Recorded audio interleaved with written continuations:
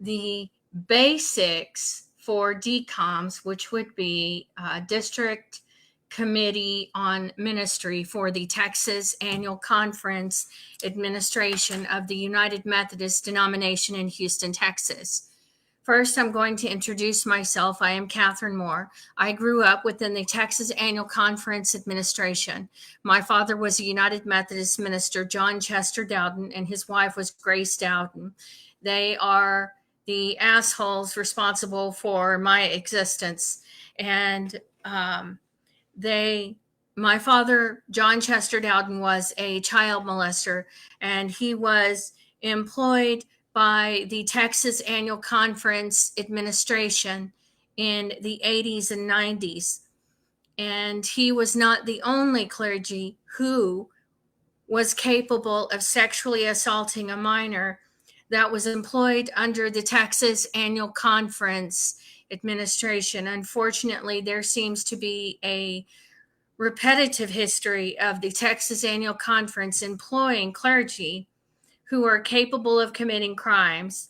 And in the past, they have controlled the narrative with the media to keep their name out of it. And what people don't know is that these clergy are employed under the Texas Annual Conference Administration. Michael Tabb, who murdered his wife in the early 2000s in Troop, Texas, was employed under the Texas Annual Conference Administration. Kendall Graham, who was convicted of sexually assaulting a minor, was employed under the Texas Annual Conference Administration. My father, John Chester Dowden, who sexually assaulted me as a minor and sexually abused me even after he was employed by the Texas Annual Conference Administration. And then there was Kendall Graham, Michael Tabb, Kirby John Caldwell was convicted for wire fraud. And so I am bringing to light the fact that the common denominator with these clergy is their employer, which is the Texas Annual Conference of the United Methodist Denomination. My purpose in doing this was because it was not on their 2025 bingo card that a survivor of sexual assault from one of their clergy would be talking about their policies and administrative policies, how what their process is in selecting clergy. And I was also forced to visit my kids and supervised visitation at St. Stephen's United Methodist Church that is under the Texas Annual Conference Administration. I was forced into the domestic relations office based on false accusations by my ex-husband, Carl Edward Anthony. And during that time, I had to visit my kids at St. Stephen's United Methodist Church under the Texas Annual Conference Administration, despite the fact that I was a survivor of sexual assault by my father, who at one time, when he was alive, had been employed under the Texas Annual Conference Administration, probably because the Texas Annual Conference Administration does not have a problem with exploiting survivors of sexual assault from their clergy as a form of retaliation, especially if the sexual assault survivors from their clergy choose not to remain silent, which I have chosen not to remain silent. I was also sexually harassed at these visitations, and I exposed that. The result of that today is that I cannot see my kids. I was kicked out of the supervised visitation. Gwen Adams, who was in charge of the supervised visitation, told me on a recorded conversation that any allegations of abuse from me are just hearsay, that they will take allegations of abuse seriously from someone else, but not from me. This was after I had reached out to the Texas Annual Conference Administration to report what was taking place during these supervised visitations at one of their United Methodist churches. And of course, It's not a big surprise that the Texas Annual Conference does not care that parents and children are being exploited at supervised visitations at their United Methodist churches under their administration. When I was kicked out of the supervised visitation, the Domestic Relations Office sent a letter to my ex-husband, Carl Edward Anthony, and they did not send a letter to me. Nothing was filed in court. They called and left a voicemail because they didn't want to leave a trail. They also did not want to email me. They don't want to leave a paper trail. Also, I'm trying to think. I lose my train of thought when I start talking. So, because this is a lot. The Texas Annual Conference. Okay. I had also met with Harrison Fisher before all of this took place, and Harrison Fisher had warned me, along with Elsie Martin Simon, not in the same words that Harrison Fisher used. However, Harrison Fisher told me that the Texas Annual Conference would retaliate against me for exposing their history of employing child molesters and wanting to sweep it under the rug. His words to me were that they would help my ex-husband, Carl Edward Anthony, who's been reported for physical abuse of our children on multiple occasions by multiple sources, that they would help him get custody of our kids, and that they would tell the public that I was mentally ill. Of course, this would be an administration that has a history of employing child molesters. So clearly, the Texas Annual Conference, a multi-billion-dollar United Methodist administration, I'm sure they are experts on mental health and mental well-being. Anyway, so I was also warned by Elsie Martin Simon to keep my mouth shut about the Texas Annual Conference, and her words were, or else. I said, or else what? Because I was exposing pedophilia, childhood molestation. And she said that you don't know what legal officials are involved with the Texas Annual Conference. The Texas Annual Conference is a very wealthy and powerful organization. So I am the first to sit here online on video and talk about their administration and their administrative policies, and also tie together clergy that have been convicted and were committed crimes while they were employed under the Texas Annual Conference administration. So I'm going to continue with page 2 of the basics for DCOMS, which is District's Committee on Ministry for the Texas Annual Conference Administration. Organization. Although the discipline does not prescribe a specific structure, the organization of the DCOM, or District's Committee on Ministry, must ensure a close working relationship with the conference, BOM, and other district committees within the annual conference. Currently, all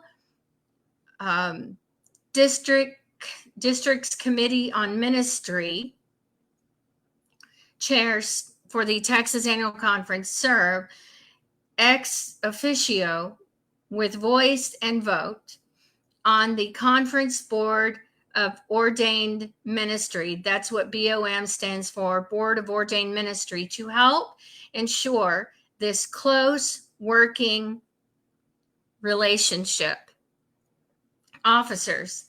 The District on Committee may appoint or elect officers listed below and others, taking care to assign duties and responsibilities for each. Within 10 days after election, a correct list of District on Committee's members and officers should be sent to the Board of Ordained Ministry Candidacy and Recruitment Assistant, CRA. Chairperson. This office may not be held by the district superintendent, according to 666.2. The chairperson serves ex officio with voice and vote on Board of Ordained Ministry, is responsible for effective communication between the District Committee on Ministry and Board of Ordained Ministry, and stays in close connection with the candidacy and recruitment assistant, the Board of Ordained Ministry registrar, and other Board of Ordained Ministry officers. The duties are to ensure the members of the committee are properly trained, to call regular meetings of the district committee on ministry, informing each member of the time, place, and agenda, to preside over meetings or appoint a temporary chair if necessary. It is the chairperson's responsibility to make sure the committee understands the scope of its duties and fulfills them with care. To maintain a close relationship with the district superintendent and district office, to work with other chairpersons of district committees in the conference to ensure consistent use of procedure. Register. The district committee on ministry should elect a person other than the district superintendent or the chair of the district of the DCOM to act as registrar for the committee. The duties are: maintain a list of candidates under DCOM care 666.3 and share candidate information and status with CRA. To be the custodian for all DCOM files, all DCOM candidates files, including psychological assessment reports, belong to the annual conference. See record keeping section which follows, and we're going to do that. To keep a separate file on each person for whom the DCOM is responsible. There's more to read. I'm going to continue this, but next I want to cover another article I found. I'm going to be short on time this time. This is called Unholy Homicide Part 2 by David Lohr, L-O-H-R, and it's called The American Dream. This is about Michael Tabb, who was employed under the Texas Annual Conference Administration and was placed on assignment at the First United Methodist Church in Troop, Texas. And this was years before the First United Methodist Church in Troop, Texas officially separated from the Texas Annual Conference and joined under the Global Methodist Administration. Pastor Mike Tabb's sermons could make the most adamant sinner drop to his knees and beg for forgiveness. The 42-year-old minister of the First United Methodist Church in Troop, Texas, had a way with words. When he stood behind the pulpit, his voice echoed throughout the church, and his knowledge of Scripture made him appear as though a true disciple of Christ. Not only was the good Reverend a natural speaker, sounds familiar, he was also blessed with a beautiful wife and two young children. According to the Amarillo Globe, the 35-year-old Marla Tabb was an accomplished gospel singer and an incredibly inspirational person who touched everyone she came into contact with. Isn't this interesting? Because this is not at all how she was portrayed in the Dateline story about her murder. She was not portrayed as a nice or kind person at all. Okay.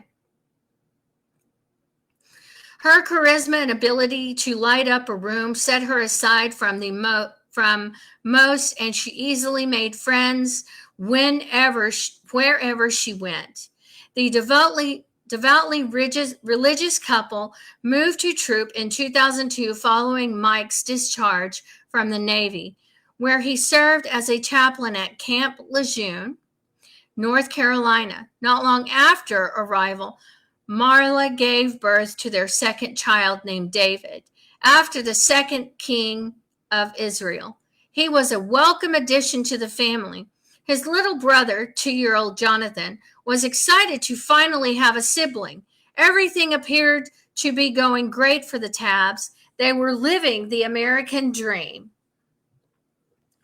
On the evening of August 5th, 2002, the Smith County Sheriff's Department in Tyler received a desperate 911 from one of the Tabbs neighbors. This man just came into my house and said his wife is dead, and he brought his 2 babies over here. Yes, he's the preacher at the Methodist church, Mr. Tabb. After a brief moment of shock, the dispatcher asks the caller to hand the phone over to Reverend Tabb. With a distraught and shaky voice, Tabb said, "Somebody beat her. It looks like with a baseball bat. I mean, she's beat up bad." This normal, quiet town, which boasted a mere 1,900 residents, had just recorded its first homicide in 5 years. So this is going to be a short video. However, this article, this is the first time I've read this article on Marla Tabb's murder. And the Dateline video that I saw portrayed her as a very unpleasant and difficult person. And I don't care how difficult and unpleasant she was. The nature of her murder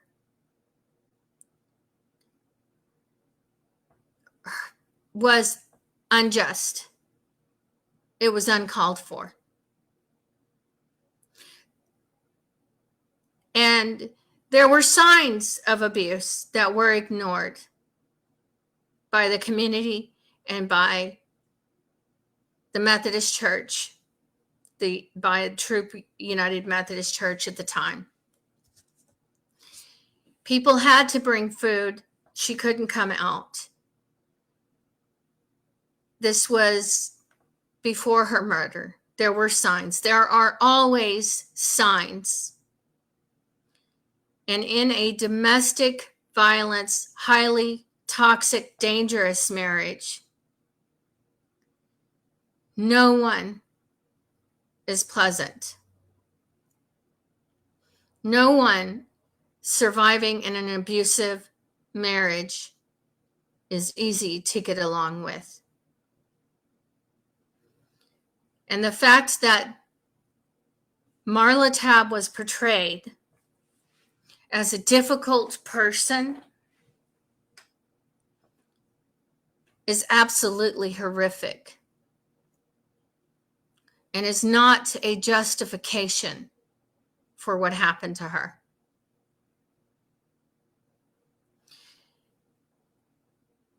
And knowing the Texas Annual Conference as well as I do,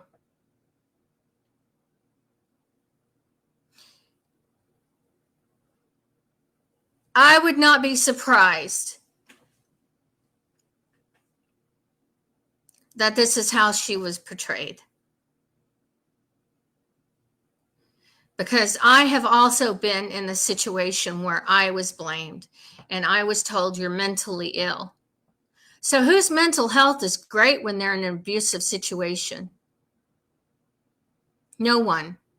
Absolutely no one. And how is it that if the Texas Conference, their policies speak out against abusing anyone with any type of cognitive impairment.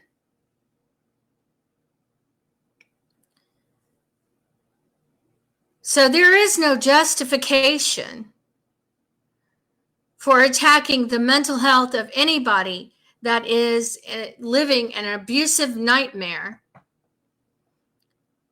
underneath someone that is employed under the Texas Annual Conference administration. Because this administration should be holding their clergy to a higher standard, and I can guarantee you they don't. I will continue this at a later time, and that's all I have for this video.